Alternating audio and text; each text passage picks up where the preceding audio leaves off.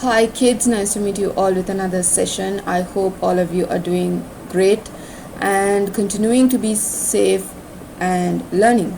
So today also we are here with another session which is going to talk about a smart pot, and we will be controlling the smart pot using the Arduino Uno board. So smart pot, the word itself defines what it means. So it is simply the pot that we see in our day-to-day lives and which is indeed going to be smart. So why is it smart is because that it is going to have a particular method for its function and that it's going to be working really efficiently. So let's see how this activity is being done. So we are going to make a sensor, a moisturing sensor circuit. We are going to make a sensor that will indicate its moisture levels using the LEDs. So a point to note that is, kids, here we will be using two LEDs, which is red and green. So red is to indicate the low moist level in your plant, but when it is the green LED that is being indicated, then it is the high level of moist in your plant. So when you look into the GIF towards your right, you would see that the scale travels between the maximum and the minimum peaks. That is because that particular scale shows the resistance. So very importantly, we should remember now that I hope all of you know this equation called the Ohm's law, where the voltage is equal to current into the resistance, right? So here also we will be using the particular equation to measure between the resistance, current and the voltage levels of this plant and the moist.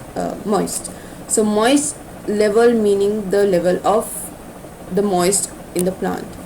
So whenever there is a low resistance, there is going to be higher number of current. Okay, so that's basically a theoretical part.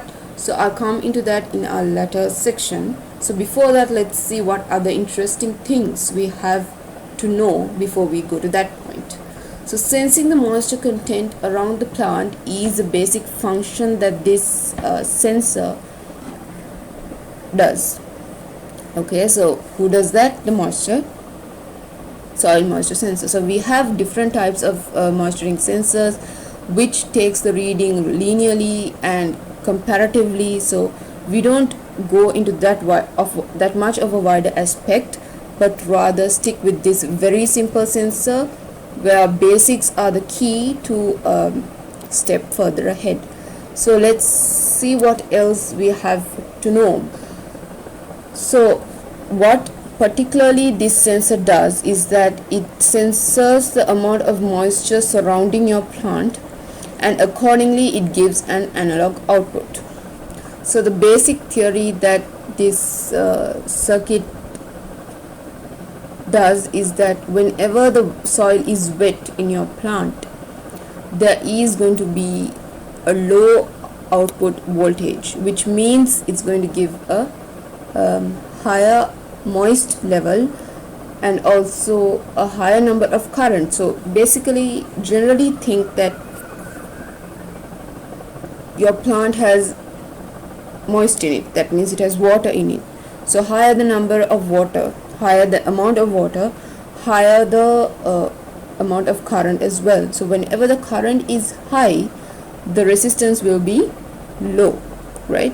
Because according to the Ohm's law, we know how it works.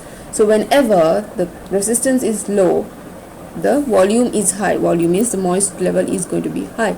Thus, the lower output voltage takes place. So similarly, in the dry condition, whenever the soil is dry, there is less number of water, so the number of current is less. Whenever the current is less, the resistance is high, and then the level of moist will be low, because voltage and current are directly proportional, and then the output voltage is going to be high. So this is how our system works. So what is the need for us to come up with an activity like this, and why are these systems available around the world, and what is the need for these systems? This is because corrosion, for corrosion to take place, moist levels is a major reason. So higher there is moist, higher there is corrosion, there's rusting. We know how it works with metals as well. So it's the same with the plants also. So higher the number of humid levels in the plant is going to catch up all sorts of the health hazards, and it's going to be really weak and dead soon. So before it comes to that level, we have these types of systems which indicates that the level of moist is already high in your plant, so you don't have to pour water. And whenever it is dry, the system asks you for water, so it makes us more easy to know to study our plant, to be with our plant, because it knows, because it says us what we need through these types of systems. Humid levels are conducive to bacteria, viruses. Conducive meaning it adds in the growth of these viruses and bacteria, just like human. So the working principle behind this sensor, behind this soil moisture sensor, is important because it measures the volumetric content of water inside the soil and gives us the moisture level as an output. So measuring the moisture level and measuring the output voltage is two different things, right? So these measurements are done by a probe. As you can see, two pointed needle-like, arrows-like things. So these are the two which will be inserted into the soil, and thereby these are able to give in current to the soil and measures the resistance and thereby the voltage. So what does it mean by measuring the volumetric content? Volumetric content means the ratio between the volume of water to the volume of soil. Systems which also works depending on the gravimetric content, which means that other than measuring the volume contents, it measures the gravity content. So we are not going that far here. So it's about the volumes.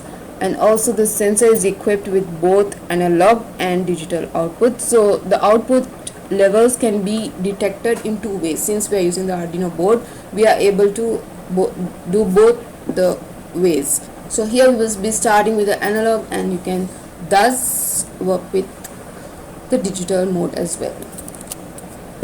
So these types of systems are used in a wide range of irrigation systems. It doesn't really matter when it comes to one or two plants. Really important when it comes to these greenhouse concepts and indoor planting, all of those things which require a range of plants and systems, because we know when to water the plant right. We just don't have to waste water as well. So it helps us with a lot of efficiency, like I said. That's why it's called the smart pot.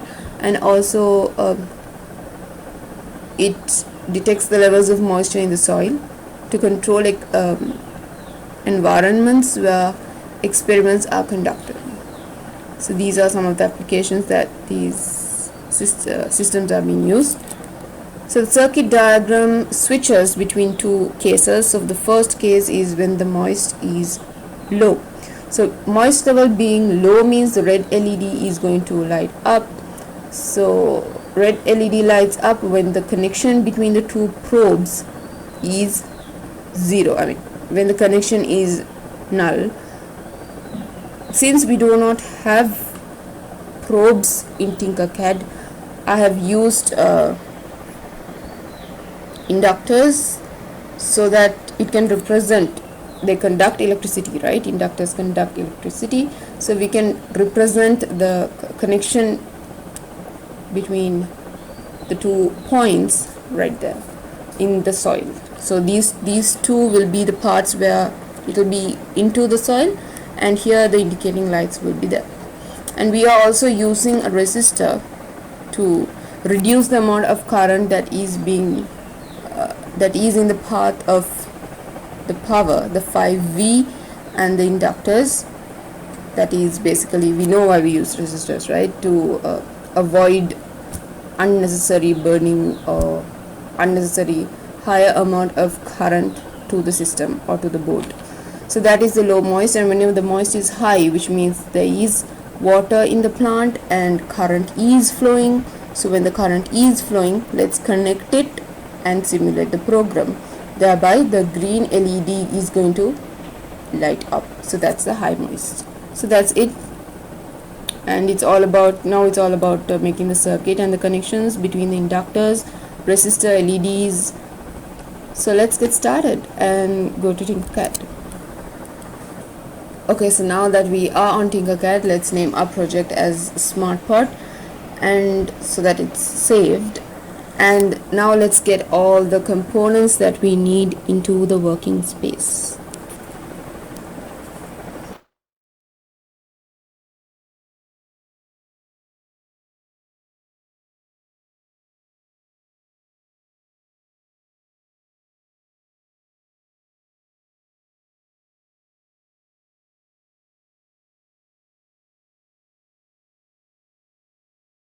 Right, now that we have got them, let's arrange it properly and start our connections. So the resistor is not going to be 1K, it's going to be 10. Also we need a green LED, so let's take that as well.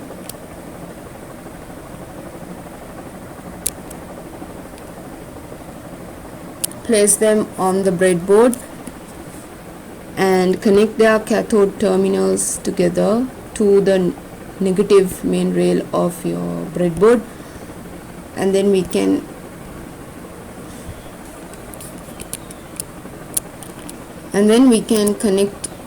share it with our Arduino board. So for the easy resemblance, let's have it colored and proper.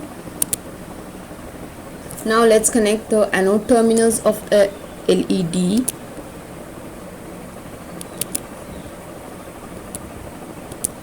Red is to 8, digital pin number 8, and green is to digital pin number 9.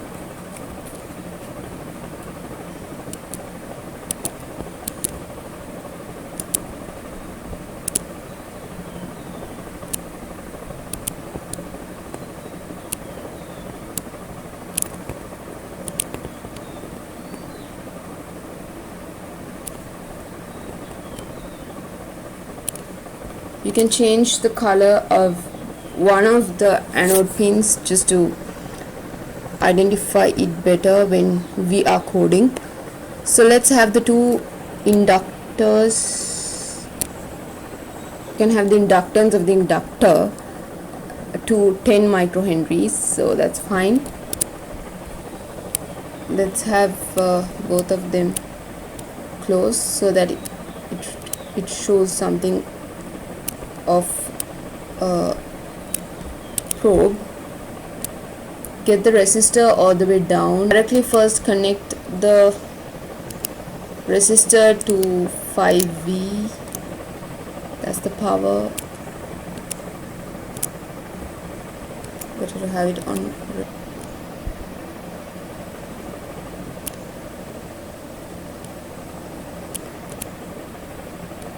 And the remaining end of the resistor can be connected to one of the inductors. Now from the same end we will have a connection to the analog A0, because our outputs are going to be as analog outputs. So keep it connected to A0, and now let's connect this inductor directly to the ground terminal of the Arduino board. Right, so this is it about the circuit, and let's start coding now. Go to code, text, continue.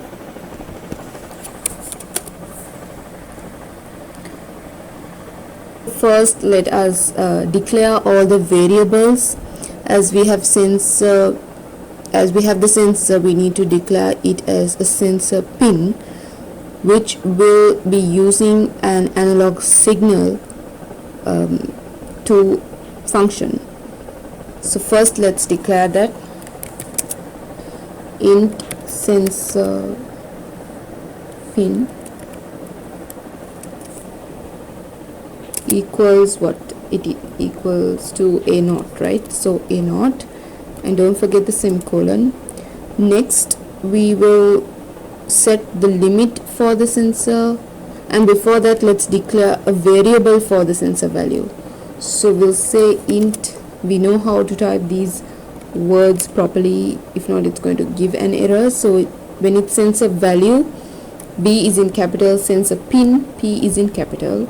So sensor int sensor value, this is just to declare the variable for the sensor value, semicolon, and now let's set the limit for the sensor. So that is to type int limit, and the limit that we will be having here is 500. Int limit 500 means it limits the variable value up to 500, so it cannot take any other value above that. And as I told you, kids,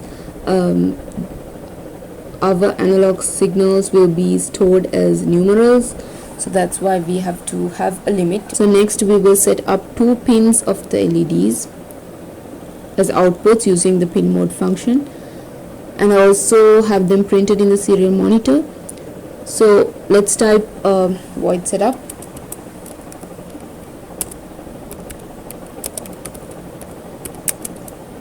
keep our brackets and then the curly brackets, and say serial, S is capital here, serial begin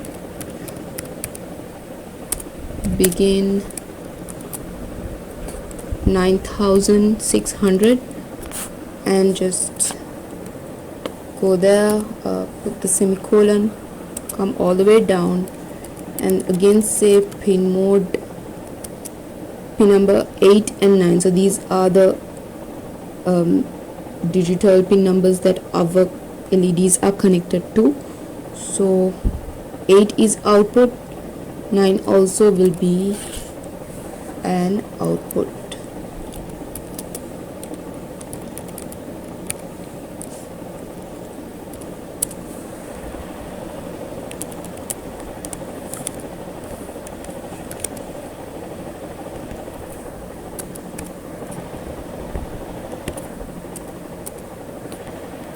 Right, now we are done with our void setup, so we can close the bracket and then type void loop in simples.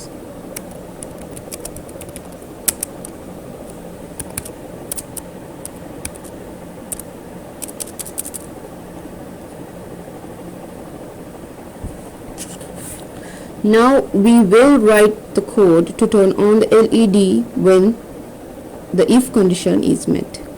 So remember kids, after each if condition you should add an else condition, as you all already know. So let's start typing and addressing the sensor value first. Sensor value will be equal to the analog read of the sensor pin.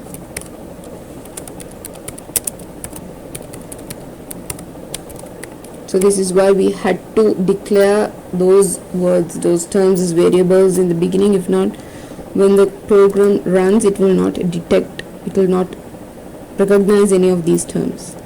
So sensor value, V is capital, sensor value is analog read sensor pin, yes, and then let's print serial dot print ln and say analog value, the colon, and let's close the brackets.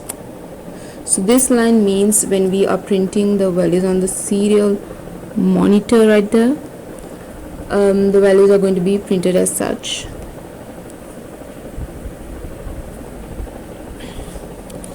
Serial dot print ln, and it's going to be a sensor value, not anything else.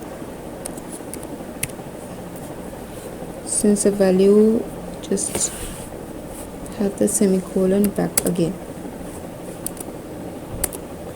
So this is about all about the serial printing. So now let's start with the if statements. If the sensor value is greater than the limit,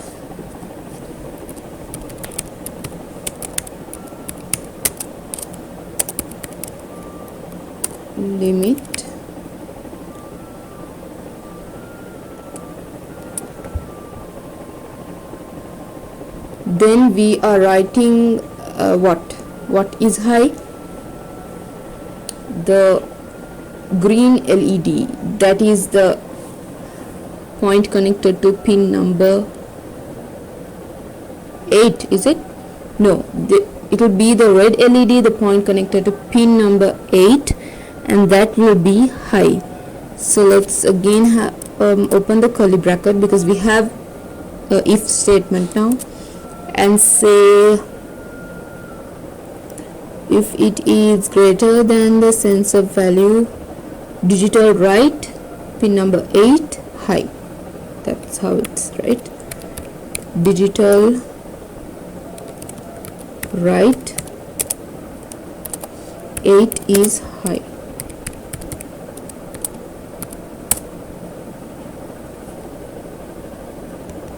What have I typed? So it's A here. Oops.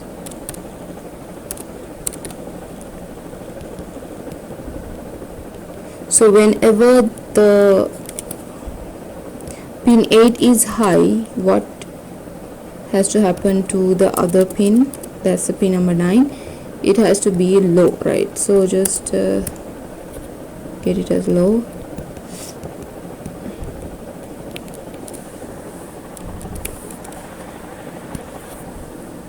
Right, now we have declared, we have given one set of it. So if it is not for this uppercase condition, it's going to adopt to this else statements, which is the opposite of it. So where the digital write 8 will be low and 9 will be high. So simply you can copy the whole thing, paste it, and say this is low, this is high.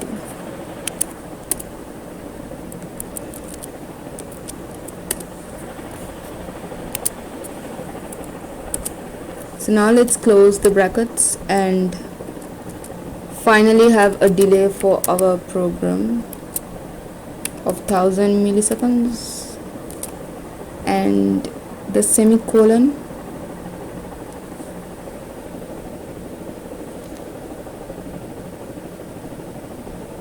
Whenever we have a small delay like this, we can reduce a lot of errors.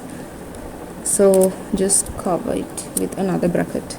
So this is about it, the whole set of codes, whole set of code. Now let's just simulate it and see how it works.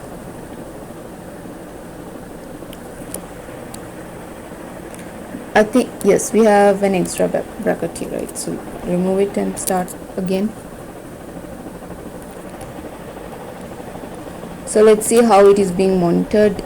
As I told you, the analog value is 1023 here. So let's that's when it is the dry condition. Now it's dry because no current is flowing through the probes, or here it's the inductors. So stop the simulation and see when the current is flowing what happens.